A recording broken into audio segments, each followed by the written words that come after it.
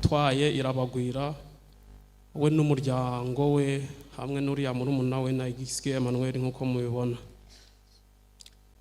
Ubwo rero akaba ajyanye n'abana bose nkuko mubibona. Ubwo tukaba dusaba Uwiteka ko yahumuriza itorero agahumuriza abagize umuryango ndetse n'abanyarwanda muri rusange. Murakoze.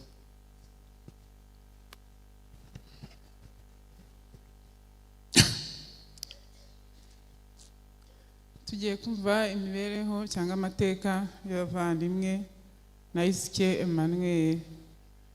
Nayisike Emmanuel nge ndi Mukeshakare Jeannette, nkaba ndi Nayisike Emmanuel akaba ari mubyara wanjye. Nayisike Emmanuel yavutse ku itariki 12 z'ukwa gatanu 1989. Ababyeyi be mama ise yitwa Sebunyongo Stanislas na mama we yitwa Ntawihasira Sara. Aho yavukiye icyahoze ari komine Mukingo, ubu ni Musanze, umurenge wa Gataraga, akagari ka Rumba. Amashuri yize amashuri abanza yayize ku Kampande mu murenge wa Gataraga. Amashuri yisumbuye icyiciro rusange Trokome yakize kuri Ecole de Sciences Musanze. Icyiciro cya kabiri cy'amashuri yisumbuye yakize muri Collège Inyemeramihigo muri Maths Physique, ahakura impamyabumenyi diplôme ya AD. Yashakanye na Nirere Antoinette mu mwaka wa 2016. Babyarana abana babiri, umuhungu n'umukobwa. Umuhungu w'Umugisha Honore akaba ari we batabarukanye na se. Imirimo yakoze: nyuma yo kurangiza amashuri yakoze imirimo yo kwikorera ijyanye n'ubucuruzi, anariyo avuye mu mubiri akora. Yatabarutse we n'umwana we ku itariki ya 28 z'ukwa kabiri 2026 saa 7 z'amanywa bavuye gusenga. Bazi impanuka y'imodoka uko mubizi. Imana ikomeze guhumuriza imitima yacu kandi naho mu gitondo cy'umuzimu.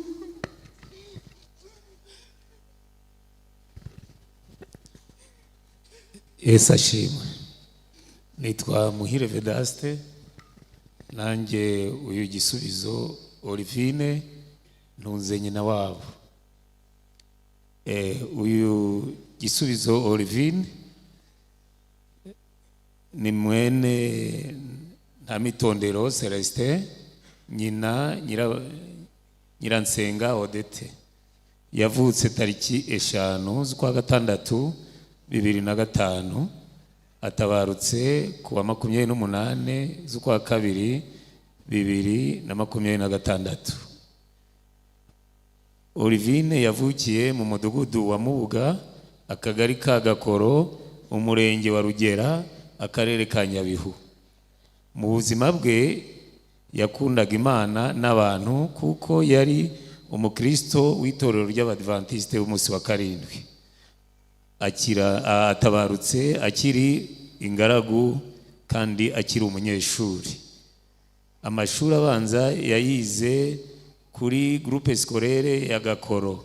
Icyiciro rusange yakize ku kigo cy'amashuri cya Shwemu. Amashuri yakomereje muri TVET Rugerero, ari naho atabarutse yiga mu mwaka wa 5 mu bukerarugendo n'amahoteli. Olivine rero ubuzima bwe kugeza atabarutse yabanye neza n'abagenzi be, haba barumuna be, haba bakuru be, abana bigana, haba ndetse no mu muryango yarererwagamo. Olivine yari intangarugero muri bagenzi be biganaga ndetse n'abaturanyi, akaba yari umujyanama ukomeye wa barumuna be ndetse n'abakuru be. Imyaka yose y'amashuri yisumbuye Olivine yayize aba mu rugo rw'uyu Tuyiringire Martin na Mukabasenga Anita, ari umwana mu bandi, nta kintu na kimwe yigeze aburana uyu muryango, kuva ku bujyanama ababyeyi, umwana, imyambaro, ibikoresho by'ishuri, urukundo rwa kibyeyi, uburere bukwiriye umwari imbere y'igihugu byose barabimuhaye kugeza atabarutse. Tutibagiwe ababyeyi bamufashije kubatizwa, bamwereka inzira y'ukuri. Kuba rero aba bavandimwe batabarutse ni ugushaka kw'Imana yo irema umuntu ikanamenya igihe azamara ku isi.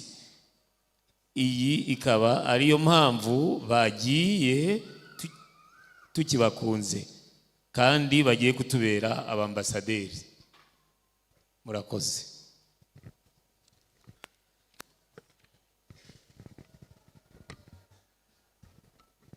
Dushimiye abatugejejeho amateka. Twari dukurikijeho umwanya w'ubuhamya. Abantu benshi bakifuje kugira icyo bavuga, ariko habonetse umwanya uhagije igihe twari ku kiriyo wo kuvuga byinshi, ndetse n'abatarashoboye kugira imbaraga zo kuvuga bakabafata amajwi n'amashusho. Ariko n'ubundi muri uyu mwanya tugiye kwakira abari buduhagararire muri icyo gikorwa. Ni abantu batatu, murabyihanganira: Anita, Amiyeri na Papa Olivine. Nibitabagora bazire rimwe cyangwa habanze umwe, habanze Anita bamufashe, ariko hagati aho korari Iwacu Heza muri muhagaze hano.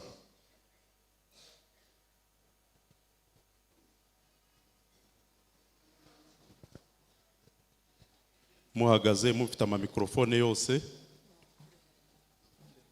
Bari basabye ko niba waguma aho ngaho ukavugiraho.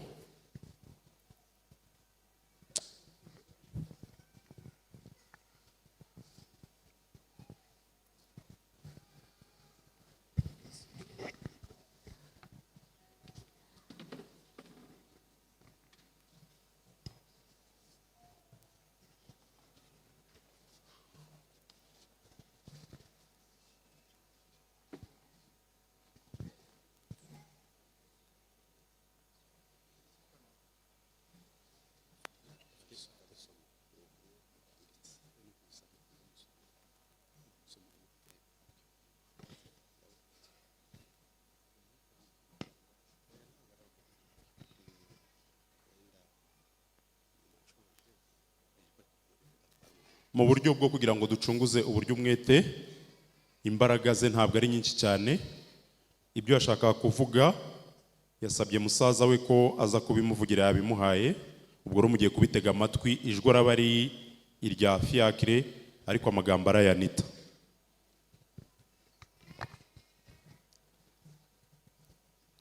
Imana ni nziza kandi ibihe byose. Nkuko umusangiza w'amagambo bivuze, amazina yanjye ni Habimana Fiacre. Uyu Mukabasenga Anita ni mushiki wanjye, akaba ari nawe bucura mu muryango wacu. Amagambo ngiye gusoma nkuko yayanditse, ndayasoma uko yakabaye, niko yabinsabye. Yashoboraga kuyivugira ariko kubera ibihe turimo ntabwo byamukundiye. Ariko munyemerere nsabe umunota umwe, ntabwo ndenze umunota umwe. Abo twari kumwe nimugoroba twari dufite umwanya uhagije. Twagize umwanya wo gushima abantu mu byiciro bitandukanye badutabaye, kandi n'uyu munsi tukaba tukiri kumwe, ndetse na nyuma yaho twizeye ko muzakoma kubana natwe.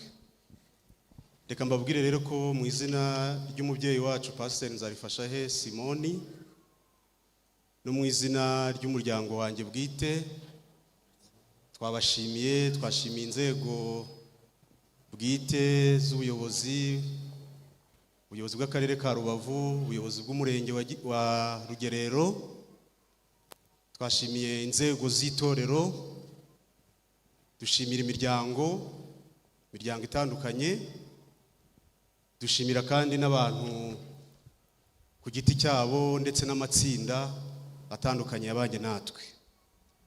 N'aka kanya rero ndagira ngo mbabwire ko nongeye gukoresha uyu mwanya kugira ngo tubashimire kandi tubasezeranira ko aho natwe muzadukenera muzatubona. Munyemerere rero njye ku buhamya nk'uko yabumpaye, ibi yarabyiyandikiye, icyo koze icyo twamufashije no kubishyira ku mashini gusa. Ni amagambo ye, murasanga ari n'ikinyarwanda kivugwa atari ikinyarwanda cyanditse. Itariki 28 z'ukwezi kwa kabiri 2026 niho yanditse ubuhamya. Itariki mburiyeho abakunzi banjye nakundaga bihebuje. Abo bakaba ari aba: Tuyiringire Jean Martin, Tuyiringire Shimwa Arnaud, Ishimwe Ornella na Ineza Aganze Ariela. Reka mpere ku mutware wanjye mwiza wankundaga cyane, sinzi uko nabibabwira, sinzi imvugo nabisobanura kugira ngo byumvikane nk'uko ngewe mbyumva. Umugabo wanjye yari intwari cyane, indashyikirwa, yubahaga Imana bikomeye, yubahaga ababyeyi be bikomeye, yanyubahaga cyane, yakundaga abana be cyane, muri rusange yubahaga abantu bose. Umugabo wanjye yaharaniraga ishema ry'umuryango bikomeye, ndetse umuryango mugari yavukiyemo, agakomeza cyane mu muryango mugari nanjye navutsemo, ku buryo iwacu byabarenze birangira tumwise umuvukanyi wacu. Ngewe namwitaga musaza wanjye, ubundi nkanamwita papa. Yarakomeje yagura imiryango hirya no hino, ni byinshi yari afite umutima udasanzwe, kandi Uwiteka yamwambitse icyubahiro, igikundiro mu ngeri zose, haba mu bana, mu bakuru, mu baciye bugufi ndetse n'abakomeye. Yari inshuti nyanshuti bikomeye cyane, yakoraga ibishoboka byose ngo mbeho neza kandi nezerewe. Yanindaga bikomeye icyambabaza cyangwa icyantesha agaciro, mbese ntacyo yigeze ampisha na gito. Twaganiraga cyane bikomeye umunsi ku wundi, ambwira amateka ye ya kera, ambwira inzira y'urugendo yamenyeyemo Imana. Yagiraga gahunda kandi yarazi gutegura ibintu bye mu mutuzo adahubutse, kandi akagisha inama, yarangiza agafata icyemezo. Yakundaga umuryango cyane, yakundaga mama we cyane, kandi yatangiye kwita ndetse no gufata inshingano zo kumwitaho akiri muto. Yageze no ku mwana we w'imfura, Tuyiringire Shima Arnaud, yandika amagambo akurikira: umwana mwiza cyane, imfura yacu, umwana utuje cyane, umwana ukunda ababyeyi, ubaha, urwana ishyaka, umwana wari ufite icyerekezo ndetse n'iterambere. Imico ye yari nk'iya papa we. Yambwiraga ko nakura azanyubakira etaje. Yahoraga ashushanya amaplan y'inzu, yarangiza akanzanira ngo nimpitemo, narangiza guhitamo agahita yimanika mu cyumba cye. None agiye atabigezeho, Imana niyibizi. Ndashaririwe cyane, byandenze pe. Nkumbuye udupapuro yanyandikiraga, hari icyo ashaka kunsaba cyangwa ashaka gusaba imbabazi. Yageze kandi ku mwana wa kabiri Ornella, nabwo yandika amagambo akurikira: yo simbizi we, umwana ugira urukundo ruhebuje, ukunda abantu bose, yaharaniraga umunezero w'ababyeyi be, inshuti za mama we, yakoze ibishoboka byose arazimenya azigira ize. Umwana ufite icyerekezo, iterambere namubonyemo impano, ufite icyerekezo n'iterambere, namubonyemo impano idasanzwe, urukundo nyarukundo. Inzozi ze yambwiraga ko aziga ikiganga, ngo ubundi amafaranga ye akazajya ayafashisha abababaye, kandi ngo ikindi yari yaratubwiye ko atazigera ashaka, ngo azita ku babyeyi be kugeza dushaje. None se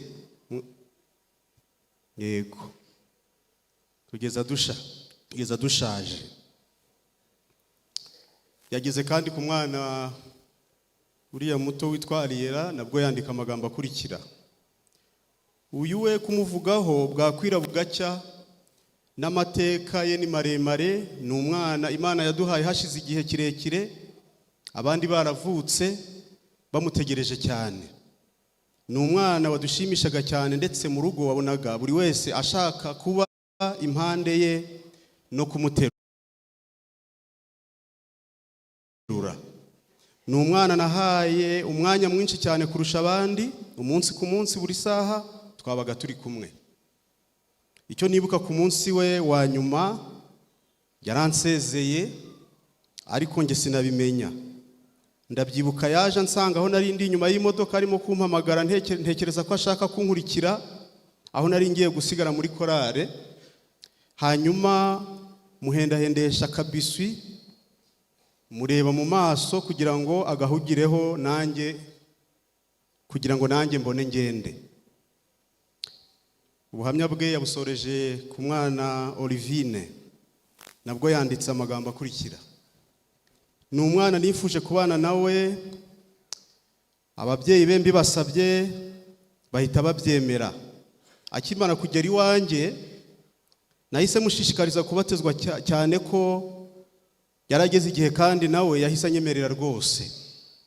Ni umwana wakundaga kuba acecetse, ugira make cyane, kandi rwose atuje.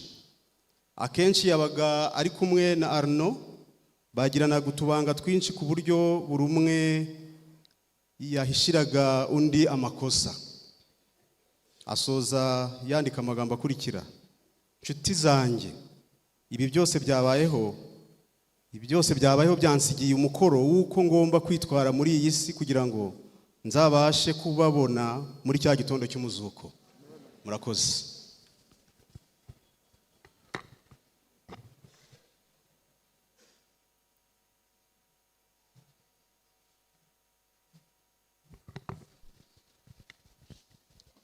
Mwiriwe, Yesu ashimwe. Ngiye uhagaze aha mureba ni Papa Gisubizo, banyita Ntamitondero Celestin, nk'ukuntu bamaze kubivuga.